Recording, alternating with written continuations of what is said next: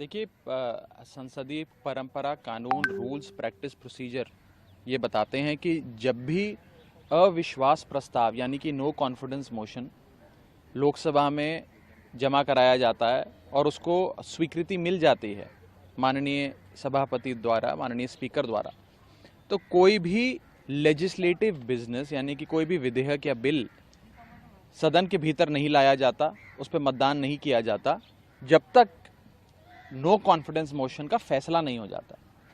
लेकिन इस बार हम देख रहे हैं कि तमाम रूल्स, प्रोसीजर्स, कन्वेंशंस को ताक पे रखते हुए बिल पे बिल लाए जा रहे हैं, विधेयक पे विधेयक इंट्रोड्यूस किए जा रहे हैं और उन्हें पारित भी किया जा रहा है। ये दुखदाई है और ये सीधे तौर पे वायलेशन है संसदीय परंपरा का, संसदीय रूल्स प्रोसीजर्स का, संसदीय कानून का।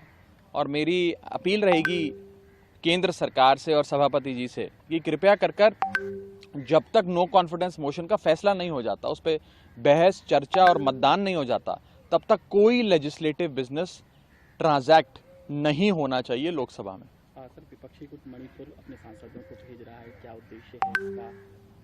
देखिए, इंडिया ब्लॉक के साथी राजनीतिक दल अपने प्रतिनिधियों का एक समूह बनाकर पूरा इंडिया ब्लॉक का एक डेलीगेशन मणिपुर जाएगा और उद्देश्य बस इतना ही है कि मणिपुर में जाकर वहाँ की वस्तुस्थिति क्या है उसे देखें, समझें, मणिपुर के लोगों के साथ कंधे से कंधा मिलाकर खड़े हों, उनके आंसू पोंछने का प्रयास करें, उन्हें सांत्वना दें और वापस आकर संसद के भीतर सरकार को इन सारी चीज़ों से अवगत कराएं कि वास्तव में मणिपुर में हो क्या रहा है, मणिपुर क्यों जल रहा है, क्या वहाँ पे स्थिति है।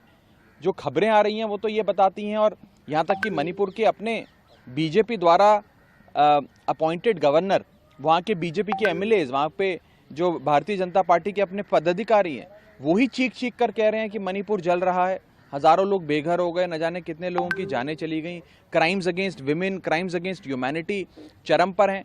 तो ये सारी चीज़ें बहुत मन को विचलित करती हैं। इसीलिए एक डेलीगेशन, एक वफद इंडिया ब्लॉक की ओर से मणिपुर भेजा जा रहा है। सर, मणिपुर वीडियो की जांच सीबीआई अपने हाथ में लेगी, किस तरीके से देख रहे हैं?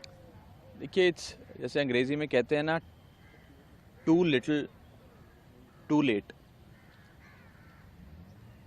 सीबीआई को जांच देना, सौंपना 80-85 दिन घटना को हो गए उसके बाद एक विषय है, लेकिन पिछले 80-85 दिन से जब से मणिपुर जल रहा है, वहाँ सरकार क्यों अभी तक बर्खास्त नहीं की गई? भारत के अनुच्छेद 355, 356 का पालन क्यों नहीं किया गया? और दो महत्वपूर्ण सवाल मेरे जहन में आते हैं। मणिपुर एक छोटा राज्य है जिसमें मात्र 2 लोकसभा सीटें हैं।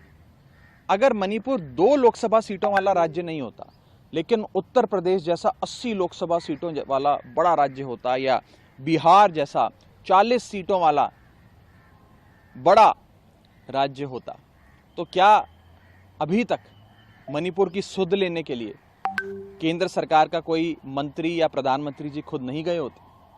पहला सवाल, जरूर गए होते। और दूसरा बड़ा सवाल कि अगर मणिपुर में कोई गैर भाजपा राजनीतिक दल की सरकार होती, नॉन बीजेपी पॉलिटिकल पार्टी की गवर्नमेंट होती, तो क्या अभी तक मणिपुर में राष्ट्रपति शासन लागू नहीं किया गया होता? मेरा दूसरा सवाल, इसका जवाब भी हाँ है। मुझे लगता है ये सारी चीजें राजनीति से प्रेरित है। देश विदेश की खबरों को देखने के लिए हमारे चैनल रोशनी न्यूज़ को सब्सक्राइब कीजिए और बेल आइकन दबाना ना भूलिएगा।